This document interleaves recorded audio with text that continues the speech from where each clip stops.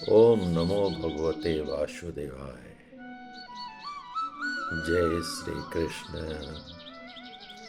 श्रीमद्भागवत महात्म्यम। कृष्णं नारायणं वन्दे, कृष्णं वन्दे वज्रप्रियं। कृष्णं द्वैपायनं वन्दे, कृष्णं वन्दे पृथासुतम्। प्रथम अध्याय। देवर्षि नारद की भक्ति से भेंट। सच्चिदानंद स्वरूप भगवान श्री कृष्ण को हम नमस्कार करते हैं, जो जगत की उत्पत्ति, स्थिति और विनाश के हेतु तथा आध्यात्मिक, आधिदैविक और आधि भौतिक तीनों प्रकार के तापों का नाश करने वाले हैं।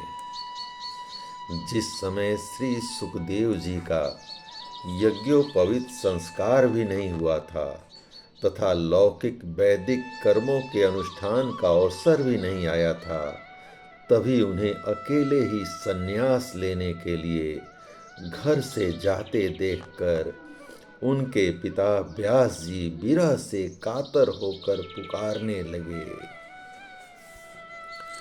बेटा बेटा तुम किधर जा रहे हो। उस समय वृक्षों ने तन्मय होने के कारण श्री सुखदेव जी की ओर से उत्तर दिया था, ऐसे सर्वभूत हृदय स्वरूप श्री सुखदेव मुनि को मैं नमस्कार करता हूँ। एक बार भगवत कथा अमृत का रसास्वादन करने में कुशल मुनिवर सौनक जी ने नैमिषारण्य क्षेत्र में विराजमान महामती सूत जी को नमस्कार करके उनसे पूछा। सौनक जी बोले, सूत जी, आपका ज्ञान अज्ञान अंधकार को नष्ट करने के लिए करोड़ों सूर्यों के समान है। आप हमारे कानों के लिए रसायन अमृत स्वरूप सार गर्भित कथा कहिए। भक्ति, ज्ञान और वैराग्य से प्राप्त होने वाले महान विवेक की वृद्धि किस प्रकार होती है तथा वैश्वलोक किस तरह इस माया मोह से अपना पीछा छुड़ाते हैं। इस घोर कलिकाल में जीव प्रायः आसुरी स्वभाव के हो गए हैं। विविध क्लेशों से आक्रांत इन जीवों को शुद्ध दैवी शक्ति संपन्न बनाने का सर्वश्रेष्ठ उपाय क्या है। सूत जी, आप हमें कोई ऐसा शाश्वत साधन बताइए जो सबसे अधिक कल्याणकारी तथा पवित्र करने वालों में भी पवित्र हो तथा जो भगवान श्री कृष्ण की प्राप्ति करा दे। चिंतामणि केवल लौकिक सुख दे सकती है और कल्प वृक्ष अधिक से अधिक स्वर्गीय संपत्ति दे सकता है, परंतु गुरुदेव प्रसन्न होकर भगवान का योगी दुर्लभ नित्य वैकुंठ धाम दे देते हैं। सूत जी ने कहा, सौनक जी, तुम्हारे हृदय में भगवान का प्रेम है, इसलिए मैं विचार कर तुम्हें संपूर्ण सिद्धांतों का निष्कर्ष सुनाता हूँ। जो जन्म मृत्यु के भय का नाश कर देता है, जो भक्ति के प्रवाह को बढ़ाता है और भगवान श्री कृष्ण की प्रसन्नता का प्रधान कारण है, मैं तुम्हें वह साधन बतलाता हूँ, उसे सावधान होकर सुनो।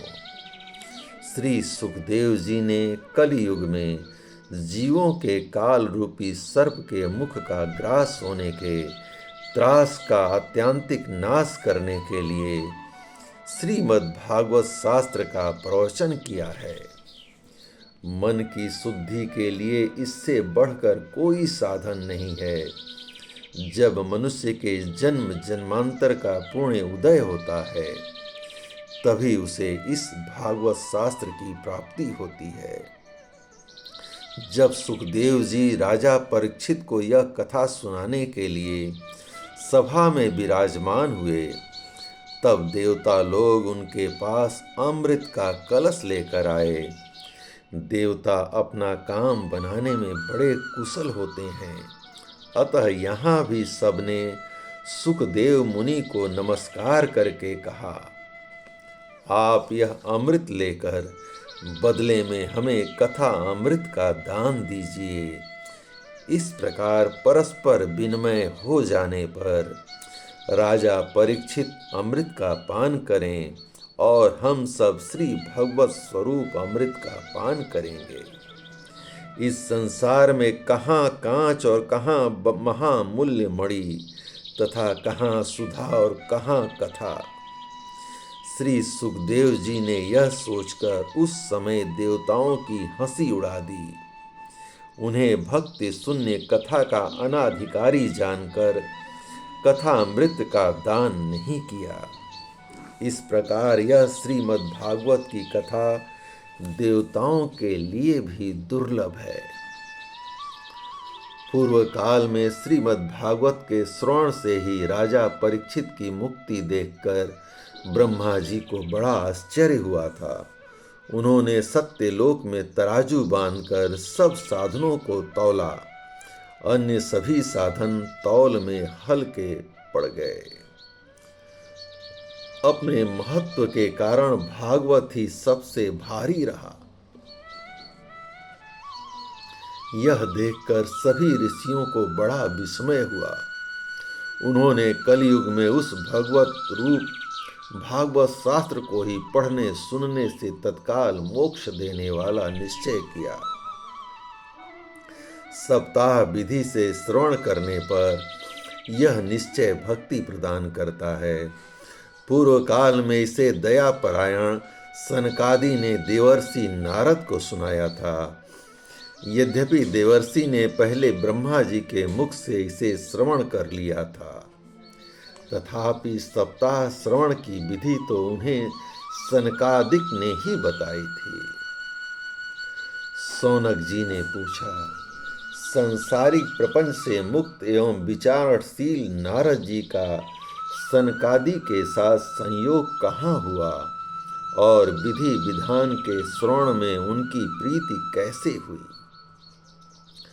सूत जी बोले, अब मैं तुम्हें वह भक्तिपूर्ण कथानक सुनाता हूँ जो श्री सुखदेव जी ने मुझे अपना अनन्य शिष्य जानकर एकांत में सुनाया था। एक दिन विशालपुरी में वे चारों निर्मल ऋषि सत्संग के लिए आए। वहाँ उन्होंने नारद जी को देखा। सनकादि ने पूछा, ब्रह्मन, आपका मुख उदास क्यों हो रहा है? आप चिंतातुर कैसे हैं? इतनी जल्दी जल्दी आप कहाँ जा रहे हैं और आपका आगमन कहाँ से हो रहा है? इस समय तो आप उस पुरुष के समान व्याकुल जान पड़ते हैं जिसका सारा धन लुट गया हो। आप जैसे आसक्ति रहित पुरुषों के लिए यह उचित नहीं है।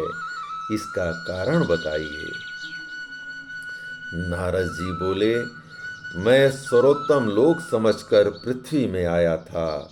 यहाँ पुष्कर, प्रयाग, काशी, गोदावरी, नासिक, हरिद्वार, कुरुक्षेत्र, श्रीरंग और सेतुबंध आदि कई तीर्थों में इधर उधर विचरता रहा, किंतु मुझे कहीं भी मन को संतोष देने वाली शांति नहीं मिली। इस समय अधर्म के सहायक कलियुग ने सारी पृथ्वी को पीड़ित कर रखा है। अब यहाँ सत्य, तप, शौच, बाहर भीतर की पवित्रता, दया, दान आदि कुछ भी नहीं है। बेचारे जीव केवल अपना पेट पालने में लगे हुए हैं। वे असत्यभाषी, आलसी, मंदबुद्धि, भाग्यहीन, उपद्रवग्रस्त हो गए हैं। जो साधु संत कहे जाते हैं वे पूरे पाखंडी हो गए हैं। देखने में तो वे विरक्त हैं, किंतु स्त्री धन आदि सभी का परिग्रह करते हैं। घरों में स्त्रियों का राज्य है। साले सलाहकार बने हुए हैं। लोभ से लोग कन्या विक्रय करते हैं और स्त्री पुरुषों में कलह मचा रहता है। महात्माओं के आश्रम, तीर्थ और नदियों में विधर्मियों का अधिकार हो गया है। उन दुष्टों ने बहुत से देवालय भी नष्ट कर दिए हैं। इस समय यहाँ न कोई योगी है, न सिद्ध, न ज्ञानी है, न सत्कर्म करने वाला ही है। सारे साधन इस समय कलि रूप दवानल से जलकर भस्म हो गए हैं। इस कलयुग में सभी देशवासी बाजारों में अन्न बेचने लगे हैं। ब्राह्मण लोग पैसा लेकर वेद पढ़ाते हैं और स्त्रियां वेश्यावृत्ति से निर्वाह करने लगी हैं। इस तरह कलयुग के दोष देखता और पृथ्वी पर विचरता हुआ मैं यमुना जी के तट पर पहुंचा, जहां भगवान श्री कृष्ण की अनेकों लीलाएं हो चुकी हैं। मुनिवरों सुनो, वहां मैंने एक बड़ा आश्चर्य देखा। वहां एक युवती स्त्री खिन्न मन से बैठी थी। उसके पास 2 वृद्ध पुरुष अचेत अवस्था में पड़े जोर जोर से सांस ले रहे थे। वह तरुणी उनकी सेवा करती हुई कभी उन्हें चेत कराने का प्रयत्न करती और कभी उनके आगे रोने लगती थी। वह अपने शरीर के रक्षक परमात्मा को 10 दिशाओं में देख रही थी। उसके चारों ओर सैकड़ों स्त्रियां उसे पंखा झल रही थीं और बार बार समझाती जाती थीं। दूर से यह सब चरित देखकर मैं कौतूहलवश उसके पास गया। मुझे देखकर वह युवती खड़ी हो गई और व्याकुल होकर कहने लगी, महात्मा जी, क्षण भर ठहर जाइए और मेरी चिंता को नष्ट कर दीजिए। आपका दर्शन तो संसार के सभी पापों को सर्वथा नष्ट कर देने वाला है। आपके वचनों से मेरे दुख को भी बहुत कुछ शांति मिलेगी। मेरे दुख की भी कुछ न कुछ शांति अवश्य होगी। मनुष्य का जब बड़ा भाग्य होता है तभी आपके दर्शन होते हैं। नारद जी बोले, तब मैंने उस स्त्री से पूछा, देवी तुम कौन हो? ये दोनों पुरुष तुम्हारे क्या होते हैं और तुम्हारे पास ये कमल नयनी देवियां कौन हैं? तुम हमें विस्तार से अपने दुख का कारण बताओ। युवती ने कहा, मेरा नाम भक्ति है। ये ज्ञान और वैराग्य नामक मेरे पुत्र हैं। समय के फेर से ही ये ऐसे जर्जर हो गए हैं। ये देवियां गंगा जी आदि नदियां हैं। ये सब मेरी सेवा करने के लिए ही आई हैं। इस प्रकार साक्षात देवियों के द्वारा सेवित होने पर भी मुझे सुख शांति नहीं है। तपोधन, अब ध्यान देकर मेरा वृतांत सुनिए। मेरी कथा वैसे तो प्रसिद्ध है, फिर भी उसे सुनकर आप मुझे शांति प्रदान करें। मैं द्रविड़ देश में उत्पन्न हुई, कर्नाटक में बढ़ी और कहीं कहीं महाराष्ट्र में सम्मानित हुई, किंतु गुजरात में मुझको बुढ़ापे ने आ घेरा। वहाँ घोर कलयुग के प्रभाव से पाखंडियों ने मुझे अंग भंग कर दिया। चीरकाल तक यह अवस्था रहने के कारण मैं अपने पुत्रों के साथ दुर्बल और निस्तेज हो गई। अब जब से मैं वृंदावन आई तब से पुनः परम सुंदरी सुरूपवती नव युवती हो गई हूँ, किंतु सामने पड़े हुए ये दोनों मेरे पुत्र थके मांदे दुखी हो रहे हैं। अब मैं यह स्थान छोड़कर अन्यत्र जाना चाहती हूँ। ये दोनों बूढ़े हो गए हैं, इसी दुख से मैं दुखी हूँ। मैं तरुणी क्यों और ये दोनों मेरे पुत्र बूढ़े क्यों? हम तीनों साथ साथ रहने वाले हैं, फिर यह विपरीतता क्यों? होना तो यह चाहिए कि माता बूढ़ी हो और पुत्र तरुण। इसी से मैं आश्चर्यचकित चित्त से अपनी इस अवस्था पर शोक करती रहती हूँ। आप परम बुद्धिमान एवं योगा निधि हैं। इसका क्या कारण हो सकता है, मुझे बताइए। नारद जी बोले, साध्वी, मैं अपने हृदय में ज्ञान दृष्टि से तुम्हारे संपूर्ण दुख का कारण देखता हूँ। तुम्हें विषाद नहीं करना चाहिए। श्री हरि तुम्हारा कल्याण करेंगे। सुत जी कहते हैं, मुनिवर नारद जी ने एक क्षण में ही उसका कारण जानकर कहा, देवी सावधान होकर सुनो, यह दारुण कलयुग है। इसी से इस समय सदाचार, योग मार्ग और तप आदि सभी लुप्त हो गए हैं। लोग सठता और दुष्कर्म में लगकर अघासुर बन रहे हैं। संसार में जहाँ देखो वहीं सत्पुरुष दुख से म्लान और दुष्ट सुखी हो रहे हैं। इस समय जिस बुद्धिमान पुरुष का धैर्य बना रहे वही बड़ा ज्ञानी या पंडित है। पृथ्वी क्रमशः प्रतिवर्ष शेष जी के लिए भार रूप होती जा रही है। अब वह छूने योग्य तो क्या, देखने योग्य भी नहीं रह गई है और न इसमें कहीं मंगल दिखाई देता है। अब किसी को पुत्रों के साथ तुम्हारा दर्शन भी नहीं होता। विषय अनुराग के कारण अंधे बने हुए जीवों से उपेक्षित होकर तुम जर्जर हो रही हो। वृंदावन के संयोग से तुम फिर नवीन तरुणी हो गई हो। अतः यह वृंदावन धाम धन्य है, जहां भक्ति सर्वत्र नृत्य कर रही है। परंतु तुम्हारे इन दोनों पुत्रों का यहाँ कोई ग्राहक नहीं है, इसलिए इनका बुढ़ापा छूट नहीं रहा है।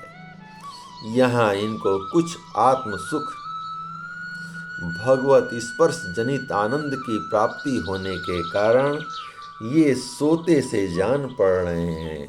भक्ति ने कहा, राजा परीक्षित ने इस पापी कलयुग को क्यों रहने दिया।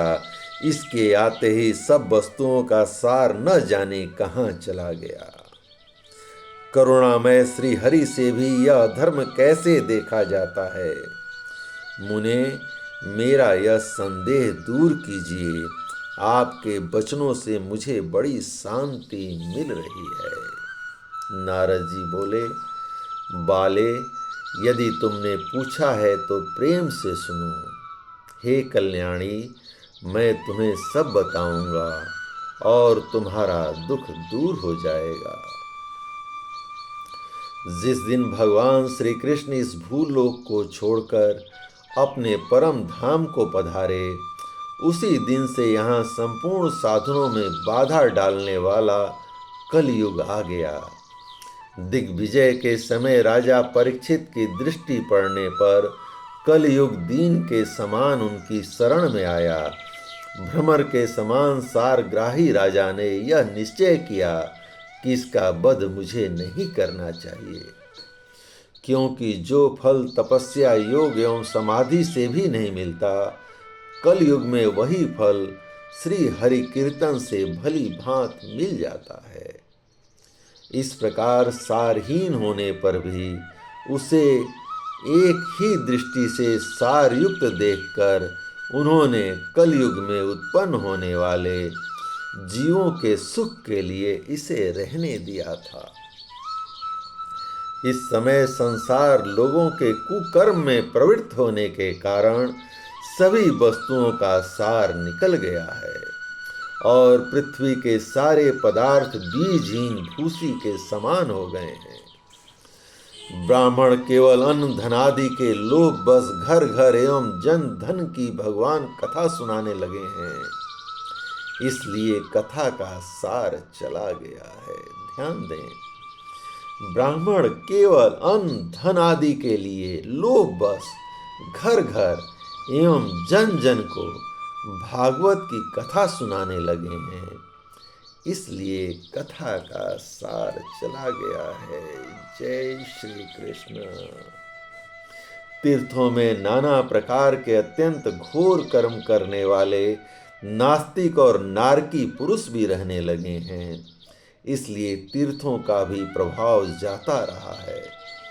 जिनका चित्त निरंतर काम, क्रोध, महान लोभ और तृष्णा से तपता रहता है, वे भी तपस्या का ढोंग करने लगे हैं। इसलिए तप का भी सार निकल गया।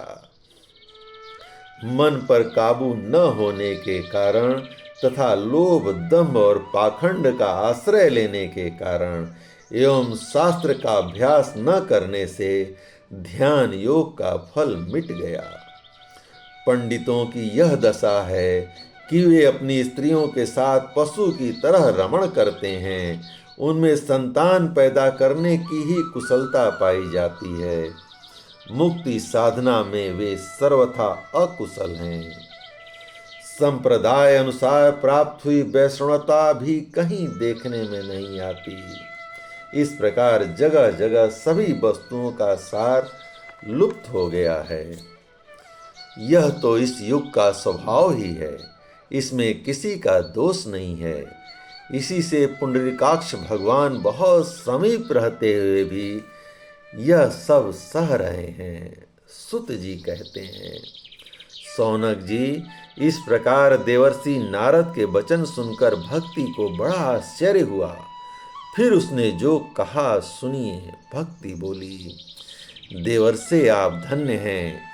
मेरा बड़ा सौभाग्य था जो आपका समागम हुआ। संसार में साधुओं का दर्शन ही समस्त सिद्धियों का परम कारण है।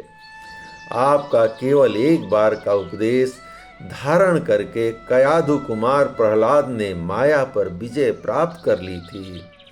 ध्रुव ने भी आपकी कृपा से ही ध्रुव पद प्राप्त किया था। आप सर्वमंगलमय और साक्षात श्री ब्रह्मा जी के पुत्र हैं। मैं आपको नमस्कार करती हूँ। जय श्री कृष्ण। इस प्रकार श्री पद्म पुराण उत्तरखंड का श्रीमद् भागवत महात्म्य भक्ति नारद समागम नामक प्रथम अध्याय भगवान श्री कृष्ण की कृपा से पूर्ण हुआ। जय श्री कृष्ण।